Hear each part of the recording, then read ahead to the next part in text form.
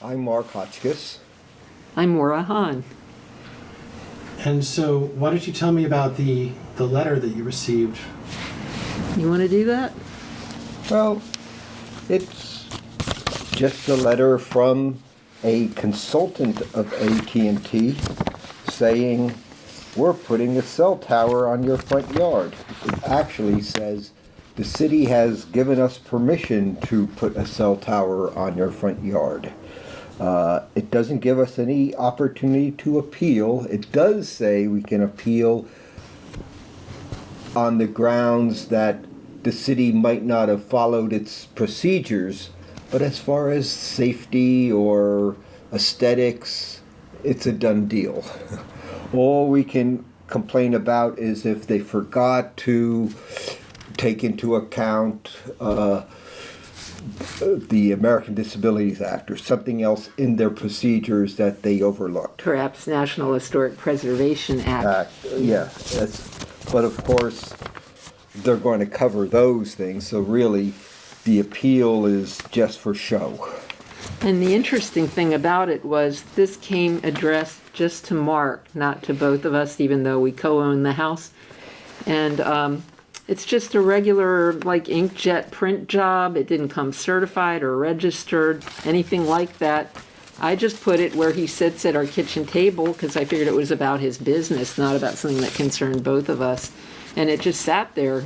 I didn't look at it until he told me to. It might have been a day or two later because I thought it was for him, not for me. So what happened next? Well, it had this interesting little picture in it.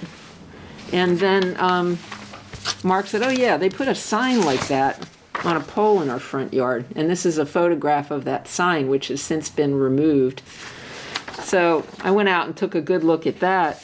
And it shows a before and after of what the streetlight pole looks like now and what this consultant to AT&T, Advantage Engineering Synergy, says it will look like after installation of the G5 cell antenna tower. But the curious thing is no matter how closely you look, you can put a 10-up loop over this. It's the exact same picture. The only difference is some talk balloons saying, oh, there's going to be 3 radios here and room for a 4th one. There's going to be a vault somewhere. There's going to be, it doesn't even mention the antenna. It just gives some description about what is and might possibly be added in future to the tower. But it doesn't show where or what it will look like. It's listed as a before and after, but they really didn't modify the picture at all. So it leads you to believe that it's going to look the same when indeed it won't. There will be antennas up there and a vault with electronics in it. And the letter says there will be a vault. It gives the dimensions as 17 by 30 inches. Guess what? I'm an artist. That's flat, right? A vault would have 3 dimensions. It does not provide the 3rd dimension or the weight or tell us where the vault would be installed. Will it be looming over our house? Will it be buried in the ground? Will it be adjacent? Will it be halfway up the pole? We have no way of knowing because the picture doesn't tell us and the letter doesn't tell us. So what happened next? Well, I had never really studied anything about 5G before. I'm an artist and it's outside my purview, but this certainly lit a fire under me to find out what it was. So one of the things that I learned fairly quickly is that there are 2 state laws that protect firefighters from having 5G antenna or any cell antenna on their station or in its vicinity. So there's AB 57 and SB 649. So I thought it's really interesting that firefighters have gotten this, they've lobbied and gotten granted an exemption from having 5G anywhere near their facility, whereas regular citizens like my husband and myself are just stuck with it. We do not have protection. Or even schools and students or hospitals don't have the same protection that firefighters have. Right. So the question becomes if firefighters, who you would think are much more fit than the rest of us, need these kind of protections, why don't we? Right. And then the other aspect of this is that I had to retire early from a tenured teaching job at a community college because I have a long history of cluster headaches and chronic migraine headaches. I'm completely deaf in this ear, and I have constant infections in the other ear. And my doctor, on the basis of this, wrote a letter for us, which is part of our appeal.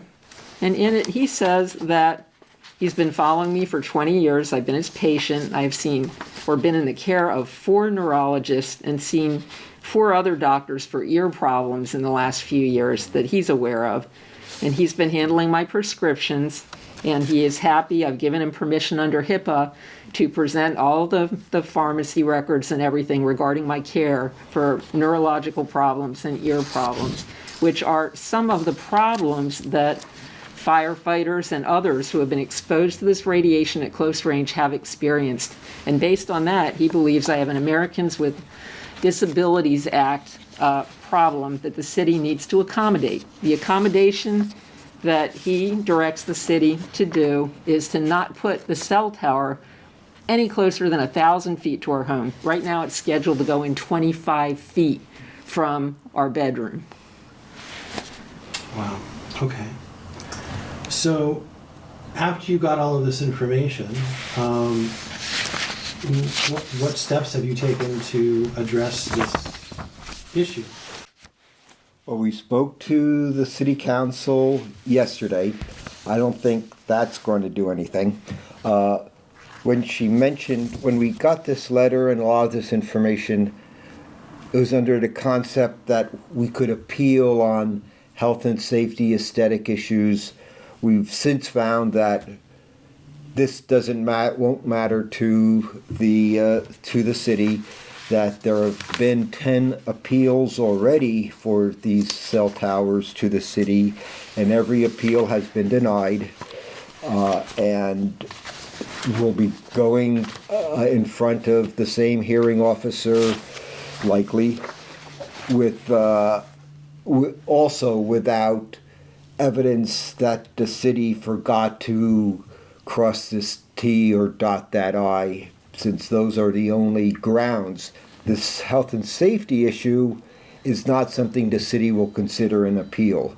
The aesthetics is not something the city will consider in the appeal, so we're resigned to the fact that the appeal is going to be denied, and we're going to have to take it to another level, getting a writ. Right. And suing AT&T. That'll be basically, fun. yes. The city at that point says, we've done our bit, we're out of here, and it's between you and the cell phone provider. Right. So that's... He's an going to hourly be- worker. I'm a retired teacher. We don't have the means to go up against AT&T.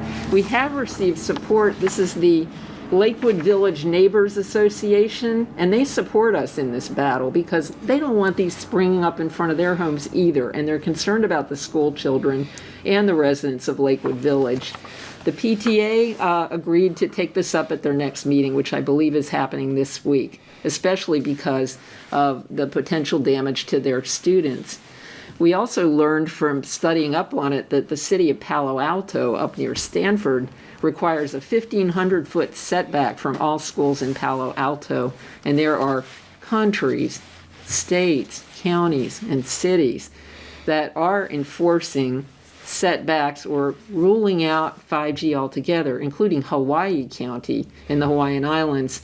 They will not address, they are not interested in 5G at all until it's proven to be safe, and the facilities are proven to be safe in proximity to residents and children, everyone. So our city is remiss, in our opinion, for not keeping up with what other cities are responsibly doing to protect their citizens.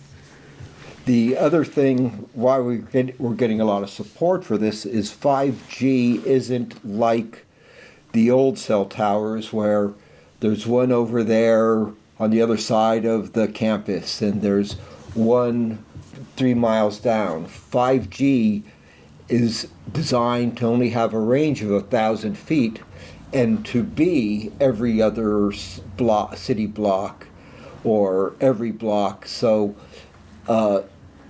area like Lakewood Village here, which is 1 mile square, might have a dozen cell towers spread to it in order to give them the coverage, since 1,000 feet is considered the optimal range for a 5G tower. Most of the rules for 5G are handled by, are dictated by the FCC. So the city had to draw up its guidelines, but that was basically behind closed doors with AT&T and with Verizon, with them negotiating some rules, which I don't know how much negotiating there was, because the FCC gave the telecom industry carte blanche, basically, and cities and states have very little room to negotiate. They can negotiate on aesthetic levels. They are not allowed to consider health and safety. I don't know how the FCC ended up with the authority to dictate health and safety issues to the rest of the country. But basically the FCC said, we deem this safe. Cities and states cannot challenge our determination that it's safe. Based on a 1996 law, back when telephones looked like sewing machines, and it has not been updated. So they're not addressing 5G impacts at all. It's just a very old statute the FCC is relying on. There is no data as to the safety and the health consequences of 5G, much less 5G within a 20 or 25-foot radius of someone's home. Yeah, so basically the FCC gave a present to the FCC, by the way, whose chairman was a telecom executive before he became the head of FCC. What is that guy's name again? Ajit Pai. Ajit Pai. Basically gave away the store to the telecom companies. And I believe it's likely because the telecom companies knew they would have a problem rolling out 5G, which they've invested billions of dollars in developing, without dictatorial powers.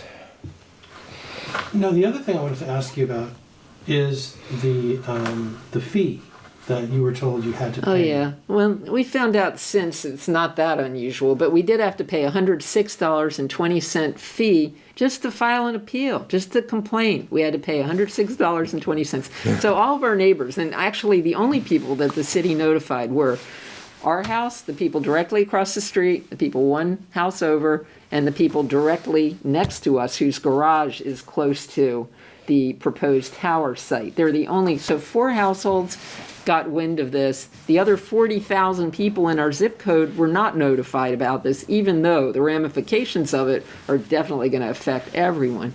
And what happened was my neighbor said, well, I don't like that either. Why don't you call the city and find out if we can all get in on one letter so we don't have to blow all that money? I said, good idea. So I did call, and the city said, no, each one of you has to pay the $106.20. So our other neighbors said, well, we know you and Mark are going to do a good job, so we'll write letters, but we don't want to pay the fee. And I don't blame them. The city made it seem like it's a done deal. It's hopeless. Just give up. I don't know why we didn't, but I may be disabled, but I think this is so unfair. I wanted to complain about it, and I wanted to see things done correctly. We didn't appreciate getting no prior notice that most people would have noticed. We could have just thrown that letter out. The sign that went up is facing the street, not our house, and it's the size of a handbill. It's not big. It's just this little thing. I figured they were going to fill some potholes. I didn't know it was about my house. I didn't even look at first.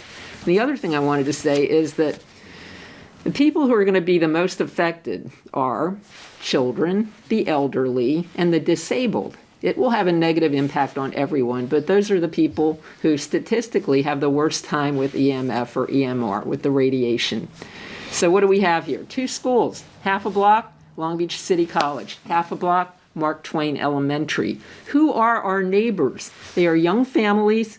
and elderly retired people such as ourselves and people even older. Lakewood Village is a long established old neighborhood. Some of these people have lived here since the 50s, even the 40s. Our house was built in 1943. So the population in this area is likely to be one of the hardest hit in terms of poor effects from this technology. Have you spoken to your city council representative? Yeah, well, we've tried. She wasn't available. We were told we were 7th in the list and that she would get back to us when and if she has time. And I asked what the timeline was on that, and I was told by her assistant, could be 2 or 3 weeks until she has time to get back. She has a regular job, I guess, so it is difficult for her to get back to her constituents. But I did ask the young woman, what if it's an emergency? And she didn't have an answer to that. It was just, I'll put you on the list. And then when's the hearing? We don't know. They haven't given us a hearing date. They also have not fulfilled our PRA request, so we can't prepare for the hearing because we don't have any documentation of the project except this 1.5-page letter from Synergy and this page with the photo simulation that doesn't show any difference between the photo except it's a photo with talk balloons around it.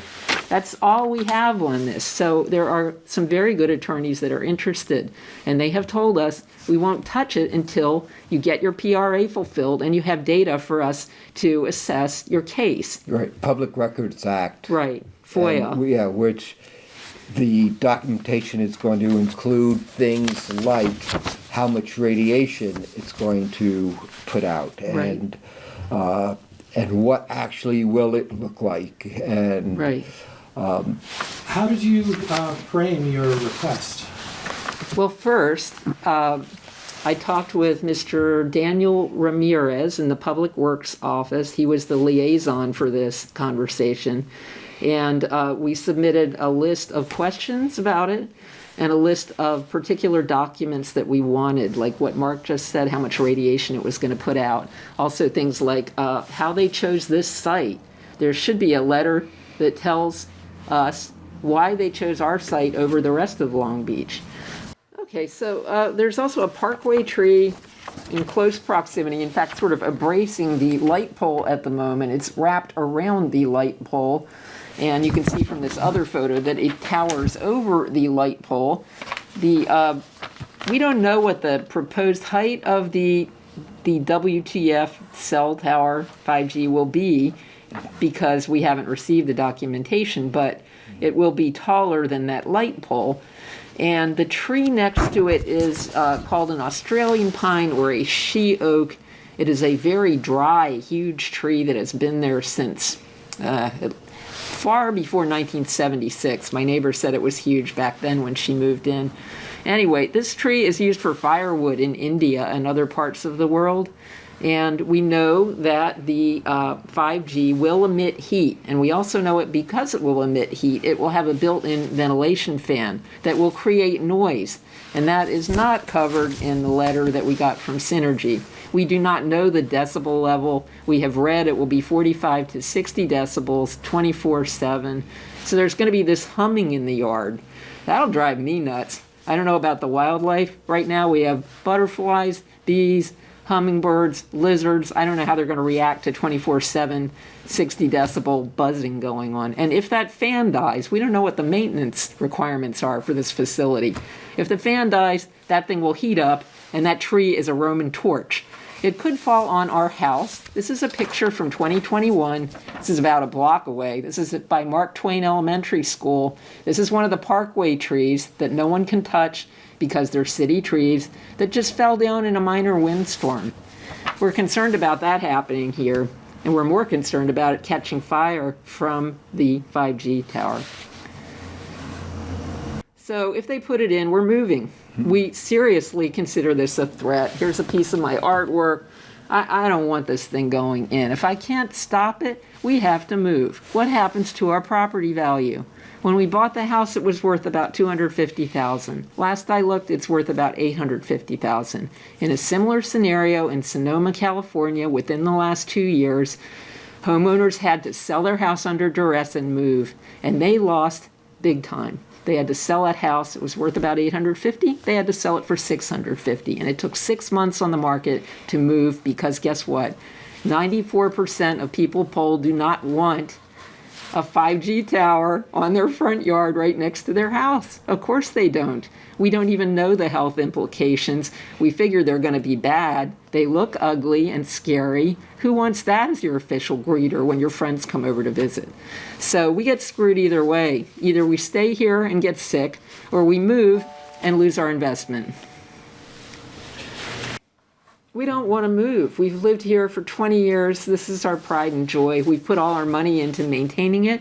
We just spent 2 years ago to get central air and heat, and 2 years ago to have it bolted to the foundation and have gates replaced. 5 years before that, we had a retaining wall. 5 years before that, we redid the pool. We poured all our money in, and now we're going to get kicked out, not because of an earthquake or a major fire, but so AT&T can make more money, and because our city didn't protect us.